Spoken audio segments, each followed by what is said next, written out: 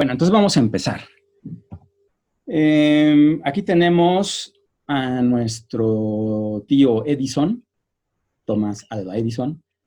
Es un personaje emblemático de la actividad de emprendimiento. De hecho, gracias a él, Estados Unidos, en parte es lo que es, creó una de las empresas más poderosas del mundo, General Electric, y todo empezó con eso que tiene en la mano, que es un foco. Empezó fabricando focos y hoy por hoy General Electric construye aviones, cohetes, en fin, es un portento tecnológico, industrial, multimillonario, solo superado por Google y por las últimas empresas de software como Amazon, ¿no? Pero muchos años, desde 1800 hasta 1990, 2000, 2010, fue la empresa, una de las empresas más poderosas del mundo, con ingresos multimillonarios mayores a los de países, incluso enteros. En fin, él es un buen ejemplo de lo que es un emprendedor y por eso lo coloco aquí en la imagen. Bueno, entonces, ¿qué es el emprendimiento? Es un proceso para aprovechar oportunidades y encauzar los recursos disponibles con este objeto. Entonces se trata de reconocer la oportunidad, desarrollar un producto, especificar los recursos que necesitamos, conseguirlos, eso se llama financiamiento, y luego arrancar el negocio, finalmente evaluar cómo nos está yendo con el negocio. Estos pasos que estamos aquí mencionando, nosotros nos vamos a concentrar en especificación y captación de recursos, de alguna manera en el arranque del negocio y, sobre todo y muy importante, en la medición de los negocios que se están captando, de los beneficios que el negocio, perdón, nos permite captar. Entonces, esos van a ser los temas que vamos a estar viendo en relación al emprendimiento. ¿Quién es un emprendedor? Bueno, es un individuo que descubre esas oportunidades y que tiene iniciativa para encauzar los recursos, ¿de acuerdo? Por ejemplo, ahorita que está el tema de la contingencia, hay gente que son emprendedores en forma, que rápido se pusieron con sus coches a las afueras de los supermercados con sus ventas de cubrebocas. Esa es una actividad de emprendimiento y noten cómo ellos detectan una oportunidad y rápido, ¿verdad?, ubican y destinan los recursos necesarios para poner en marcha su negocio. Entonces es una actividad de emprendimiento, esa, tan simple como es estar atento a una oportunidad y aprovecharla para generar valor. Otro gran personaje que tenemos en este sentido como emprendedor es nuestro tío Benjamin Franklin. Lo voy a estar usando a él y a Tomás Alva como referencia porque son buenos ejemplos de grandes emprendedores. Por supuesto, Benjamin Franklin inquieto, igual que Tomás Alva Edison, ambos muy inquietos, andaban con un pie en todos los mundos, desarrollando cosas, haciendo inventos, haciendo experimentos, fabricando cosas, emprendiendo negocios, en la política. Entonces, además de ser un padre fundador de los Estados Unidos de Norteamérica, Benjamin Franklin, además de ser un científico, además de ser un inventor, también era un gran empresario. Después lo vamos a ver. ¿Cuáles son las características de un emprendedor? Váyanse ustedes revisando, hagan su lista de verificación. Les gusta desarrollar nuevas ideas, esa es una primera cosa. Les gusta asumir riesgos, responsabilidades, esa es otra característica. Les gusta ser independientes. Son seguros, tienen seguridad personal. Son intrépidos. Bueno, cuando digo intrépidos, digo intrépidas, intrépidos. No puedo poner el arroba, ¿no? Intrépidos, intrépidas. Sobre todo, ser muy tolerantes ante el riesgo y trabajar bajo presión a veces. Las personas que cumplen con estas características pueden ser emprendedores, ¿sí? Sobre todo el tema de la tolerancia ante la incertidumbre es un tema que no todos toleramos, pero es una característica que está presente en los emprendedores. No tenerle miedo a lo que viene, no tenerle miedo a lo incierto, no tenerle miedo al futuro, ser aventados, ser intrépidos. Bien, entonces la innovación, estar orientado a resultados, la independencia, la seguridad personal, el poco miedo al riesgo y la tolerancia ante lo incierto, eso me hace ser un candidato para ser emprendedor, tanto nuestro tío Alva Edison como nuestro tío Benjamin Franklin, ambos cumplen esas características como personajes. Bien, entonces, ¿quién es un innovador? Es una persona cualquiera, un administrador, un científico, un investigador que trabaja y detecta una oportunidad en su entorno, en su contexto de trabajo. Esa oportunidad le permite desarrollar, mejorar un producto y también encontrar las mejores formas para hacerlo. Quien hace eso es un innovador, ¿de acuerdo? Entonces, hay que tener muy claro que una cosa es las características del emprendedor y otra cosa muy diferente son las características del administrador. No es lo mismo. Alguien que es un buen emprendedor no necesariamente es un buen administrador. De igual forma, alguien que es un buen administrador no necesariamente es un buen emprendedor. Son dos complementos, dos actividades complementarias. Puede ser que una persona tenga las dos cosas, pero es difícil.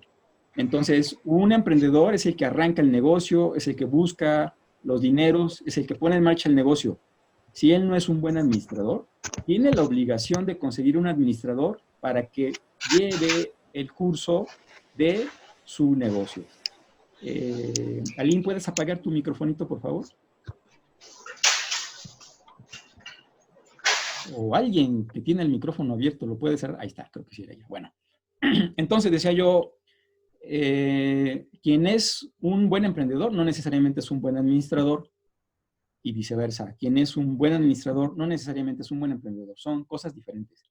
Emprendimiento tiene que ver con creatividad, con imaginación, con liderazgo, saber a dónde queremos llegar. Mientras que administración tiene que ver con orden, con disciplina, con un pensamiento lógico, ¿sí? Es alguien ordenado, alguien que está orientado a que lo que se le encarga lo va a cumplir en tiempo y forma.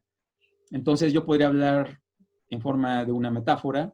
Si tenemos un barco, ese barco tiene al capitán, él sería el emprendedor, él sabe a dónde quiere llegar y allá dirige los esfuerzos de toda la tripulación. Y tenemos a otro personaje que acompaña al capitán, que es su brazo derecho, y es quien se encarga de mantener el barco limpio, donde la gente está trabajando, todo en orden, ¿sí? Entonces, uno es el capitán y el otro es una persona que está al lado de él con el compromiso de mantener todo en orden dentro del barco, limpio, los pisos, todo ordenado. Entonces, se le llama de diferentes formas en diferentes contextos, pero yo le voy a hablar del brazo derecho del capitán para no poner un nombre específico. Entonces, son dos papeles diferentes, hay que tenerlos muy claros. Para comprender el emprendimiento, el fenómeno del emprendimiento, hay que entender que hay fuerzas externas y fuerzas internas. Las fuerzas internas tienen que ver con la persona, las fuerzas externas tienen que ver con el contexto en el que la persona se mueve. Entonces, como fuerzas externas están los factores ambientales, la disponibilidad de dinero, circunstancias que hay en el contexto, en el ambiente. Las fuerzas internas, pues es la personalidad, la educación. Ustedes con este curso que están tomando van a tener de alguna manera complementando sus características internas en cuanto a personalidad, emprendimiento, con una educación, con una formación, para tener elementos que les permitan resolver de una manera rigurosa problemas técnicos relacionados con las finanzas, con la economía del negocio, ¿de acuerdo? Entonces, mi papel aquí, el papel de ustedes, es justamente este ahorita, ¿no? Yo de este no sé, ustedes hagan su lista de verificación y digan, detecten si tienen las características del emprendedor. Si no las tuvieran y quieren empezar un negocio, tienen que buscar una persona que sí las tenga para que los acompañe, ¿sí? Piensen en el capitán y en su brazo derecho. El que tiene la imaginación, el que tiene liderazgo, el que es intrépido, el que es atrevido, ese es el capitán. El que es ordenadito, el que resuelve lo operativo, el que es organizado, ese es el brazo derecho, el que lleva la administración. Entonces, aquí vamos a ir viendo aspectos técnicos que van a servir para ambas funciones, tanto para el liderazgo como para la administración, pero evidentemente por el papel de las finanzas, mayormente para el aspecto de administración, ¿de acuerdo? Bueno, entonces, todo proceso de emprendimiento empieza con la identificación de alguna necesidad insatisfecha. Piensen en el carrito con los tapabocas. Él detecta que en el súper ya no los dejan entrar si no traen tapabocas. Entonces, a él se le ocurre, yo me voy a poner enfrente y voy a ofrecer un tapabocas para aquel que no lo lleve. Entonces, detectó una necesidad que no está satisfecha y él ofrece un producto para satisfacerla, ¿de acuerdo? Desarrolla el concepto. Incluso hay unos que ponen ya muñequitos en la tela del cubrebocas, otros que incluso ya le pusieron una lámina como de acrílico para que haga las veces de máscara. Se están viendo muchos fenómenos interesantes con este contexto de la contingencia. A la gente es bien creativa. En México sí hay un espíritu de emprendimiento. Lo que no hay es dinero. Vamos a verlo más adelante. El espíritu de emprendimiento sí lo tenemos. Lo que no tenemos es dinero y no tenemos educación financiera. Entonces, vamos a ver poco a poco cómo eso lo vamos a ir subsanando. Una vez que se detecta la necesidad, que yo tengo una idea y desarrollo un producto, ahora necesito dinero para llevarlo a cabo. Eso de encontrar el dinero para llevarlo a cabo es lo que es tema de este curso. Justo obtener y cómo presentar la necesidad de esos recursos financieros es el objeto de este curso. Después arranca el negocio y después tenemos que medir cómo funciona, cómo va en las utilidades, cómo ven las ventas. Eso también es propósito de este curso. Y finalmente, puede ser que quien inicia el negocio decide seguir o parar, ¿verdad? Pero eso es después, con base en la información que vamos a estar preparando y desarrollando en este curso. Bien, plan de negocios es con lo que van ustedes a cerrar este curso, es con lo que ustedes van a mostrar que se aprendieron. Es un documento que me permite convencer a un inversionista de que yo soy una buena opción de inversión. Es decir, un inversionista es alguien que tiene exceso de recursos, alguien que tiene exceso de dinero. Es superavitario, ¿verdad? Técnicamente hablando. Entonces, si yo veo a una persona que tiene exceso de dinero, exceso de ahorro, y yo no tengo dinero, yo me voy a acercar a él para pedirle que me apoye, ya sea como capitalista o como prestamista. La forma de convencerlo de que soy una buena alternativa de inversión es mediante un plan de negocio. ¿De acuerdo? Entonces, ustedes van a hacer un bosquejo de plan de negocio. Solamente las partes financieras es lo que van a hacer. Ahí está todo lo que incluye un plan de negocios. Noten que tiene introducción, resumen ejecutivo, antecedentes, aspectos administrativos, aspectos de mercado. Nosotros nos vamos a concentrar en los aspectos financieros y tal vez 2, 3 de abajo, 2, 3 de arriba. No podemos atacarlos todos. En el curso de factibilidad técnica y fundamentos económicos administrativos, ahí seguramente lo van a tratar de ver todo, pero a nosotros nada más nos interesa los aspectos financieros, ¿de acuerdo? Entonces después voy a ver qué exactamente les voy a pedir para el bosquejo de plan de negocios. Bien, entonces este curso, ¿en qué se centra dentro del proceso de emprendimiento? 1, identificación y captación de recursos financieros. Y 2, estimación del valor de la organización, el valor corporativo, y evaluación de los rendimientos y las utilidades. ¿De acuerdo? Eso es lo que vamos a aprender en este curso. Bien, entonces,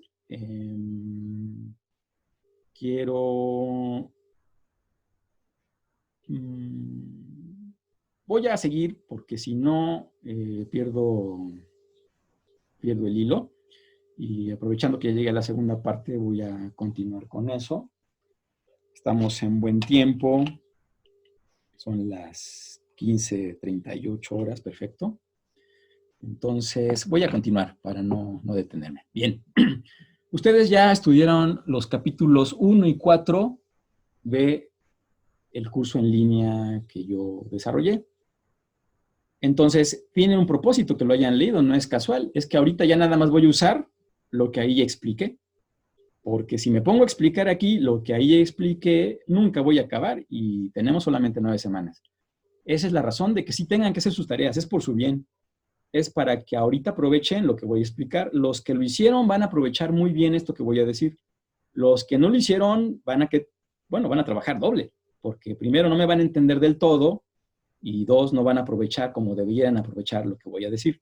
Entonces, los que hicieron su tarea pueden estar tranquilos, no van a tener ningún problema con lo que voy a decir a continuación.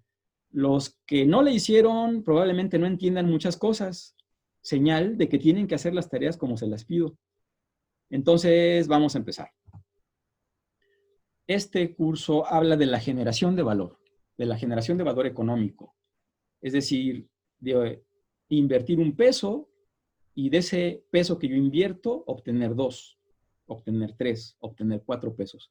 Ese fenómeno se conoce como generación de valor y es un aspecto muy importante en las economías. Ahorita que está parada la economía nacional particularmente, y la global de alguna manera, porque la gente no está trabajando, no está produciendo, eso va a tener un efecto impresionante en la economía nacional. No se está generando valor. Entonces, eso apunta a una devaluación, después lo vamos a ver. Apunta a que no se está generando valor que respalde la moneda que circula. Y por eso el concepto de generación de valor económico es tan importante y por eso estoy empezando con ello. Estoy empezando con lo macro, con la economía. Estoy empezando con la visión de la generación de valor a nivel nacional, para que se entienda la importancia de esa generación de valor y cómo las empresas hacen su pequeño aporte a esa generación de valor, que finalmente se mide con el Producto Interno Bruto. Bueno, entonces, aquí tengo un ejemplito que va a ser mi ejemplo para todo el curso. Todo el curso vamos a estar viendo tortillas. Creo que en el curso en línea usé canicas, harina, no sé. Aquí, en estas sesiones síncronas, voy a usar tortillas. ¿Por qué? Porque sin maíz no hay país. Y porque son muy ricas también, ¿no? Bueno, entonces, ¿cuál es la cadena productiva simplificada de mi ejemplo? Tengo el maíz, que es de alguna manera el insumo, resulta de una actividad económica primaria. Luego el maíz se procesa como insumo en una actividad económica secundaria, lo transforma y luego otra actividad económica secundaria transforma la masa en tortilla y finalmente eso me lleva al consumidor final, que es la demanda final de ese producto. Ahí existe generación de valor. ¿Por qué? Porque quien produce maíz lo vende a quien procesa el maíz para producir masa y luego quien produce masa lo vende a quien produce tortilla y en cada paso hay un incremento en el precio del producto que se está intercambiando por dinero. Ese incremento en el precio de venta es lo que genera de alguna manera el valor agregado de una cadena productiva. Por ejemplo, aquí tenemos que si 1 kilo de maíz lo venden a 5 pesos, ese kilo de maíz lo compra quien produce masa, pero él vende el kilo de masa a 10 pesos. Entonces, si a él le costó el kilo de maíz 5 pesos y él vende el kilo de masa a 10, es claro que hay un diferencial. Ese diferencial que es de 5 pesos es el valor que se genera. A su vez, quien produce tortillas compra la masa a 10 pesos y él vende el kilo de tortilla a 15. Entonces hay una diferencia de 5 pesos. Ese diferencial es la generación de valor del productor de tortilla. Y así se va acumulando valor en la cadena productiva de tal manera que se genera valor económico por la actividad que está respaldada por transacciones monetarias. Los diferentes agentes económicos que participan, en este caso, el campesino, sector primario, el molino y la tortillería, sectores secundarios, y finalmente el consumidor final. Todos ellos son los actores de este gran escenario económico. Cuando nosotros llevamos esto a lo macro, vamos a ver que todos hacen su aportación y al final todos estamos generando valor, ¿de acuerdo? Entonces, ese concepto de generación de valor, ese concepto del incremento en el precio de venta de los productos y de descontar el costo del insumo correspondiente, es ahí donde vamos a entrar nosotros después en lo micro. Lo vamos a ver con mucho detalle, pero ahorita lo estamos viendo burdamente, desde arriba, viendo el bosque por un globo que anda volando por arriba. Estamos viendo la idea general para luego aterrizar y ver los detalles muy específicos. Bien, entonces, con esta visión global, aquí tenemos esta tablita que me permite identificar con mucha claridad la generación de valor. Tenemos el valor de mercado de cada uno de los insumos correspondientes. Por ejemplo, el maíz respecto de la masa es un insumo. A su vez, la masa es un insumo respecto de la tortilla. Y noten cómo los valores de mercado, ¿verdad?, tienen diferenciales uno respecto del otro, y en esa diferencia está el valor agregado. Por ejemplo, la masa se vende a 10, pero el maíz costó 5, por lo tanto, el valor generado fue de 5 pesos. Como quien produjo en principio el maíz, en principio, está muy simplificado esto, solamente usó su trabajo, y es lo que él invirtió, su trabajo, entonces su trabajo vale 5.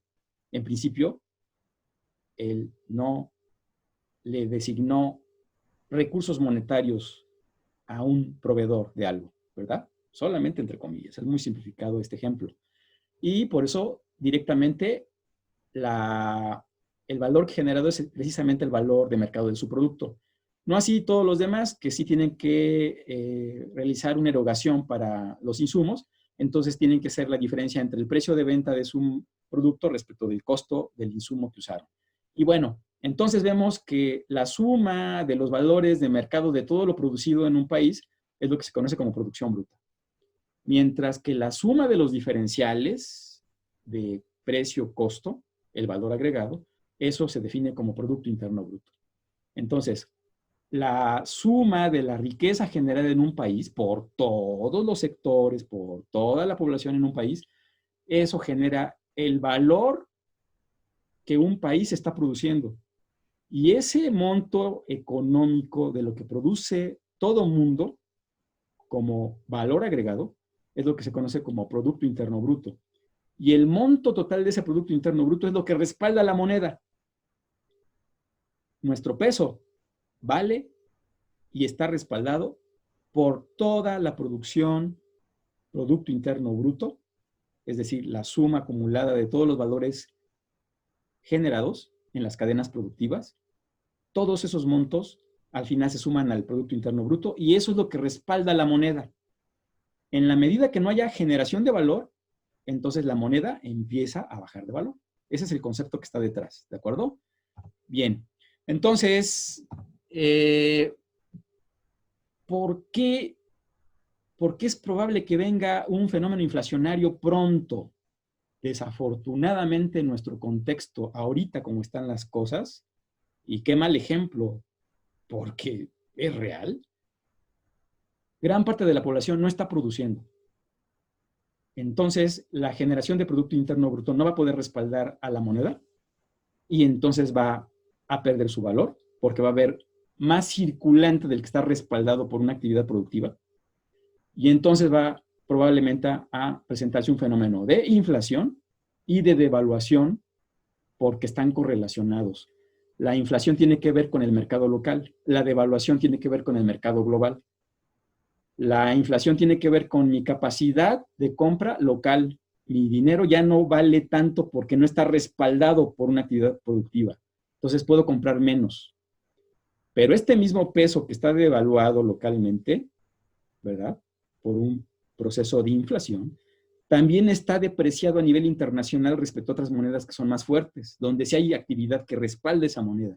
Eso se conoce como un fenómeno de devaluación monetaria a nivel de mercados externos. Por eso estamos observando que el peso ya perdió valor respecto al dólar y por eso estamos viendo que empieza a perder poder adquisitivo el peso. Entonces es muy importante que ustedes entiendan que la actividad productiva de todas las empresas es fundamental para respaldar el valor de una moneda y el poder de una economía. Bien, hay un factor final necesario. Para muchos es un dolor de cabeza, pero es necesario porque el sistema está así. Está el productor, está el consumidor y 3, está el gobierno. El gobierno es una entidad necesaria porque tiene el monopolio de la fuerza pública, que es quien pone orden. Entonces, todos los países lo tienen, precisamente porque se requiere de que alguien ponga orden. Es como diría por ahí el autor del Leviatán, ¿no? Es el monstruo necesario para que todo se mantenga en orden. Entonces, el Estado, en principio, puede tener muchas actividades, pero una de las más importantes que lo justifica es el monopolio de la fuerza pública. El ejército, la policía, para mantener el orden en un Estado, y otros estados que son más nobles, más, con un sentido más socialista, más social, también desarrollan otras actividades, pero el gobierno necesita subsistir, así que necesita recursos. ¿De dónde saca sus recursos? De los impuestos. Entonces nosotros, como financieros, tenemos que tener la ecuación con todo y considerando los impuestos. Por eso son necesarios tenerlos en cuenta. ¿De acuerdo? Entonces, la gente obtiene su ingreso de su trabajo y el gobierno obtiene su ingreso de los impuestos. En principio, el gobierno a su vez con su gasto genera que circule este recurso que se genera en el país y es así que también se dice que el gobierno es un mecanismo para redistribución de la riqueza. Además, subsidia algunas actividades que son estratégicas. En principio, debería subsidiar la educación, debería subsidiar la salud, muchas cosas. Es toda una polémica ahorita. Mi posición es socialista, mi posición es que sí, el Estado tiene que proporcionar servicios y tener esa visión de prestar servicios a la población, sobre todo la que más lo necesita, pero hay otras posturas que son totalmente de derecha, donde piensan que el Estado solo tiene que ser el policía. En fin, no es propósito de este curso esa discusión, simplemente estoy planteando que el gobierno sí tiene un propósito desde cualquier enfoque que lo queramos ver, pero al final, ya sea un enfoque de derecha o un enfoque de izquierda, es innegable que el gasto público es una forma de redistribuir la riqueza que se obtiene a través de los impuestos, ¿de acuerdo? Bien, entonces, aquí está el papel del Estado. Éramos muy felices cuando solamente vendíamos el maíz, la masa y las tortillas y no había impuestos. Mundo ideal, pero no real. En el mundo real hay impuestos y primera aproximación se llama impuesto sobre la renta, es decir, un impuesto sobre el valor agregado. Por ejemplo, quien compró maíz para producir masa, él compró el kilo de maíz a 5 pesos, pero cuando él lo procesa y él vende el kilo de masa, él vende el kilo de masa a 10 pesos. El diferencial, 5 pesos, ese es el valor agregado. Excelente. El gobierno va a pedirte 30% de esos 5 pesos, es decir, 1.5 pesos. Por lo tanto, tú te vas a quedar con 3.5. 3.5 es tu utilidad. 1.5 son los impuestos para el Estado, para el gobierno, para los servicios que en principio todos disfrutamos, educación, salud, la seguridad, ¿sí? Entonces, se distribuye ahora ese valor generado en dos. Ya no nada más es el actor económico que lo produjo. Parte de ese valor se va al gobierno vía impuestos, ¿de acuerdo? Entonces, sin embargo, los 5 pesos siguen siendo el valor de la riqueza generada. Nada más que ahora se distribuye en dos partes, una para el sector económico productivo a través de utilidades y otro para los ingresos del gobierno vía impuestos. Pero el valor generado sigue siendo el mismo, 5 pesos. Antes esos 5 pesos iban directo al productor, al que generaba la riqueza a través del trabajo. Ahora se reparte. Pero los 5 pesos que se generaron siguen estando ahí. Eso es lo que quiero que vean. No se han movido. Se siguen generando 5 pesos en el proceso de pasar de maíz a masa. Y así para todo, ¿de acuerdo? Entonces, ahí tenemos este esquema que lo está explicando. Por lo tanto, las utilidades son los ingresos del sector privado, la IP, mientras que los impuestos son el ingreso del sector público. Segunda aproximación desde el punto de vista de impuestos, la tercera en estas láminas. La primera fue mundo ideal sin gobierno. La segunda fue mundo con gobierno que cobra ICR, impuesto sobre la renta. La tercera aproximación es la que incluye un impuesto interesante que se llama impuesto al valor agregado. Es un impuesto que esencialmente está destinado al consumo final. Lo vamos a ver después con mucho detalle en la parte financiera. Fundamentalmente, quien paga el impuesto al valor agregado es el consumidor final. Y es un impuesto sobre el consumo. Cada vez que yo compro algo, ahí pago un impuesto. Entonces, vamos a pensar que el impuesto IVA es de 10%. Ya expliqué cómo se desglosa el impuesto sobre la renta, sobre el valor agregado, pero ahora este es un impuesto que se cubre respecto del valor de mercado de un producto. Por ejemplo, el kilo de maíz cuesta 5 pesos. Si el IVA es de 10%, quien compra ese kilo de maíz va a pagar los 5 pesos, que es el precio, más 50 centavos de IVA. Y quien recibe esos 50 centavos de IVA, lo guarda, lo aparta y se lo va a entregar al gobierno después. A grandes rasgos, ¿eh? Vamos a ver que hay una diferencia.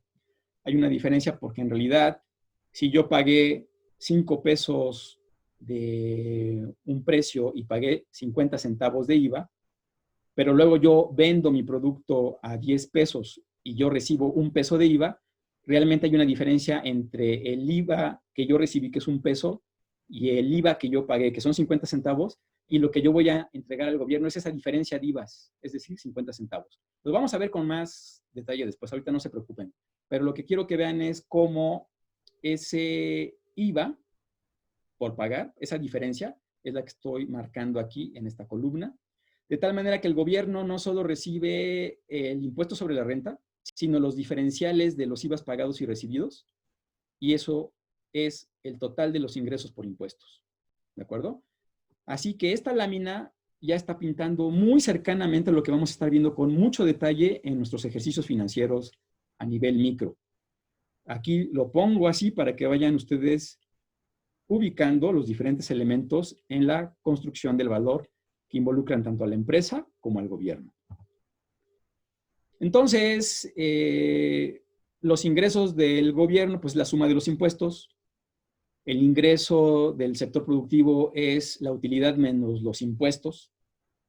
Y al final del día, el Producto Interno Bruto es la suma de todos los valores agregados más el IVA que se pagó por las reglitas que ya les platiqué. Y todo eso genera el famoso Producto Interno Bruto. De tal manera que ustedes por ahí vieron una hoja de Excel que viene en el curso en línea, que es la matriz insumo-producto, que es básicamente una hoja donde se captura todo lo relativo a todos los sectores a nivel macroeconómico en un país. Y se ve muy bonito cómo cuadra todo, porque efectivamente el Producto Interno Bruto sí es la suma de los valores agregados. Eso viene en el curso en línea. Aquí yo nada más voy a poner un ejemplo con el caso que estoy tratando ahorita, que es el caso de la cadena productiva de la tortilla, simplificadísima, para que vean cómo es que se pone cada cosa en su lugar dentro de esta matriz de insumo-producto. Bien, entonces vamos a considerar esta cadena productiva ultra simplificada de la tortilla y vamos a ver cómo es que este valor generado en cada paso se va registrando en la matriz insumo-producto y cómo al final efectivamente esta matriz insumo-producto me muestra el Producto Interno Bruto para este país micro que solamente produce tortilla. ¿De acuerdo? Entonces, en primer lugar, pues tenemos la tabla donde viene la cadena productiva, la cadena de generación de valor, de maíz a masa, de masa a tortilla, los valores de mercado para cada kilo, en su caso, 5 pesos el kilo de maíz, 10 pesos el kilo de masa, 15 pesos el kilo de tortilla, el diferencial del valor generado, ¿verdad? Es decir, genera valor el productor de maíz, 5 pesos, genera valor el productor de masa, 5 pesos, genera valor el productor de tortilla, 5 pesos. Y luego el IVA que se paga por el valor de mercado del kilo, 50 centavos para el kilo de maíz, 1 peso para el kilo de masa, 1.5 pesos para el kilo de tortilla.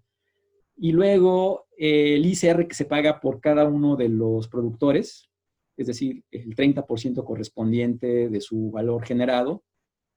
Y cómo todo eso se puede ir registrando como está tal ahí en la tabla, pero también cómo se puede registrar en la matriz de insumo producto.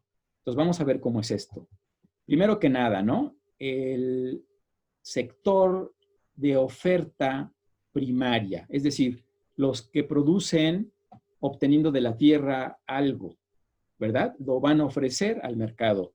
Esa oferta la va a comprar el sector primario como consumo, también la va a consumir el sector secundario, también la va a consumir el sector terciario de los servicios, y vemos que nuestro ejercicio de esta cadena productiva súper simplificada, el productor del maíz vende, siendo productor del sector primario, ¿verdad? Aquí está oferta del sector primario, él vende este kilo de maíz como insumo a un sector secundario que es el productor de masa. Por eso aquí el consumo de ese kilo de maíz aparece como consumo del sector secundario. Noten que el precio de mercado que se está marcando para ese kilo de tortilla es 5 pesos del precio de venta más los 50 centavos del IVA. ¿De acuerdo? Y aquí lo registro. Así, precio de venta con todo IVA. Así puedo hacerlo con los demás, ¿verdad? 10 pesos precio de venta del kilo de masa más 1 peso del IVA y luego 15 pesos del kilo de tortilla más 1.5 de IVA. Y todo eso forma el valor, precio de consumo, ¿verdad? De este producto. Tanto el productor de masa como el productor de tortillas son del sector secundario. Aquí no tenemos ningún elemento del sector terciario porque no estamos introduciendo en la cadena productiva servicios. Pero si los hubiera, simplemente podemos agregarlos y considerarlos en la columna correspondiente. De acuerdo. Bueno, ahí tenemos cómo llenamos esos primeros elementos. Ustedes ahí en la página del curso en línea tienen una matriz que está en la sesión del día de hoy.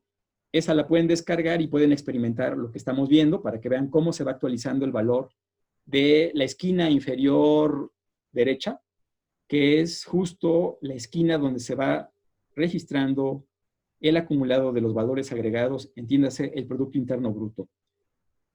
En fin, viene el componente de los impuestos que se obtiene del mismo valor generado como ICR y como IVA por pagar, que es el diferencial que, insisto, ahorita no se preocupen, eso lo vamos a ver con mucho detalle después. Pero finalmente se suman porque son impuestos y hay que pagarlos. Entonces ahí aparece para lo que corresponde al maíz y lo que corresponde para el sector secundario, que es la producción de masa y de tortilla. Noten cómo se suman, se consolidan y se anotan.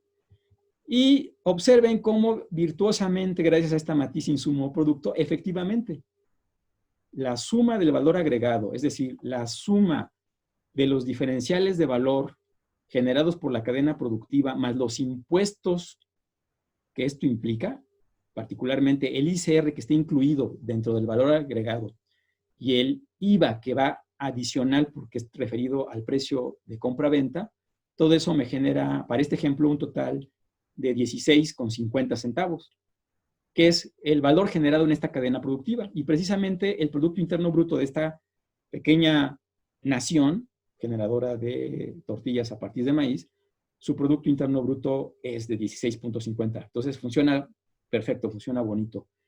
Ya nada más hay que ver cómo es que el gobierno obtiene de ahí su parte, ¿no? Pues simplemente la suma de los impuestos. 1.5 de los IVA por pagar más 4.50 de los ICR. Y esos son los ingresos del gobierno. Y voilà. La matriz insumo-producto funciona hermosamente. Ustedes pueden experimentar con la que tienen acceso ahí en la página. Los invito a que hagan este ejercicio con este o con otro que ustedes quieran para que vean cómo funciona bonito la matriz insumo-producto. De aquí en adelante, ya nos vamos a concentrar en lo micro. Es decir, esta fue la sesión donde vimos la visión de conjunto como macroeconomía y cómo los aportes en la cadena productiva de cada uno de los sectores aporta al Producto Interno Bruto. Ya vimos cómo se genera el valor, ¿verdad?, a nivel económico. Y ahora, en las siguientes sesiones, vamos a ver cómo a nivel micro, a nivel de la empresa, es que vamos a desglosar esto con mucho detalle. Cómo se genera el valor, pero con detalle, con precisión. con lupa cada uno de los elementos de la empresa que abonan a ese valor agregado. Entonces, he concluido fabulosamente en tiempo y forma esta presentación.